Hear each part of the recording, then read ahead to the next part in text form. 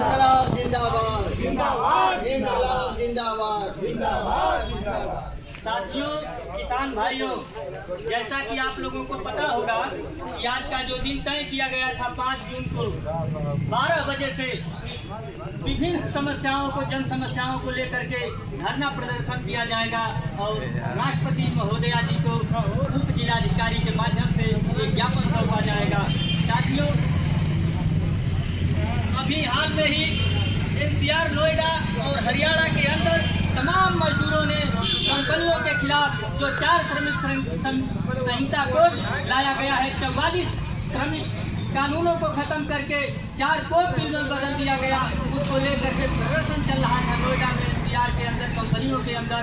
उन मजदूरों को रोका गया, उन आंदोलित कर रहे नेताओं को रोका गया, उनके ऊपर रासुका जैसे आरोप फर्जी मुकदमे में फंसा करके, रासुका एक ऐसी खतरनाक धारा होती है जो अंग्रेजों के समय में रोलेक्ट एक्ट जैसी जो धारा थी कि किसी भी व्यक्ति को बिना किसी आधार का, बिना किसी सबूत का पकड़ करके जेल में बंद कर दिया जाता है, उसी तरीके से रासुका सिर्फ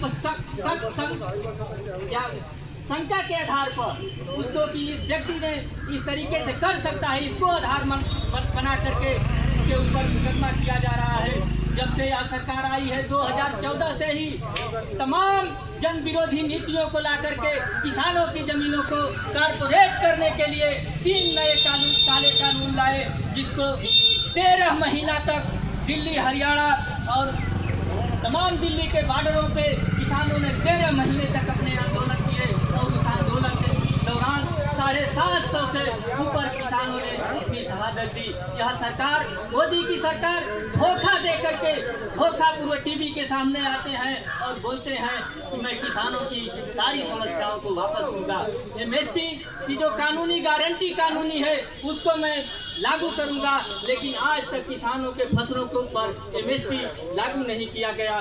साथियों, तमाम इस तरीके से पूरे देश के अंदर जो जाति और धर्म की राजनीति की जा रही है, धर्म और जाति में फंसा करके लोगों को मॉब लिंचिंग में फंसा करके जो राजनीति की जा रही है, लोगों को बांटने की काम किया जा रहा है। तमाम परीक्षाएं 2023 से लेकर अब तक 3-4 साल के अंदर जितनी भी छोटी बड़ी परीक्षाएं हुई हैं, लगभग 45 से 50 परीक्षाएं लीक हो गई। परीक्षा होने से पहले पेपर लीक होते जा रहे हैं। यह सरकार बड़ी वादा कर रही थी कि जब हमारी सरकार आएगी तो बड़ी पारदर्शिता बरती जाएगी, लेकिन एक भी परीक्षा सफल नहीं हुआ। यह 2 करोड़ प्रतिवर्ष नौकरी का झांसा देने वाली सरकार आज कहाँ गई नौकरियाँ? सारे जितने भी सरकारी संस्थान हैं, जितने भी सरकारी रिक्तियां हैं, सारे जगहों पर ठेका से भरा जा रहा है या आउटसोर्सिंग के माध्यम से भरा जा रहा है। साथियों, इन सारी जन समस्याओं को लेकर के आज हम लोग NCPIU, भारत की मार्क्सवादी कम्युनिस्ट पार्टी यूनाइटेड की तरफ से आज इस संगठन, इस पार्टी के सारे साथियों ने इस क्षेत्र की, जिले की तमाम जन समस्याओं को लेकर के आज एक ज्ञापन लेकर के आए हैं। बता दूं आपसे, समय बहुत कम है हम लोगों के पास। 12 बजे का समय दिया गया था। अभी पूर्ववक्ता बता रहे थे कि हम लोग परमिशन के लिए आए थे। यहाँ की जो उप जिलाधिकारी महोदय हैं, परमिशन देने से मना कर दिए। आखिर यह कैसा, इस देश में कैसा शासन चल रहा है, कैसी हिटलरशाही चल रही है कि हम अपनी आवाज़ भी नहीं उठा सकते हैं, हम अपनी मांगों को भी नहीं मान सकते हैं। आखिर हम अपनी बात किससे कर सकते हैं? 12 बजे का समय दिया गया था, अभी बुलाया गया था वहाँ से।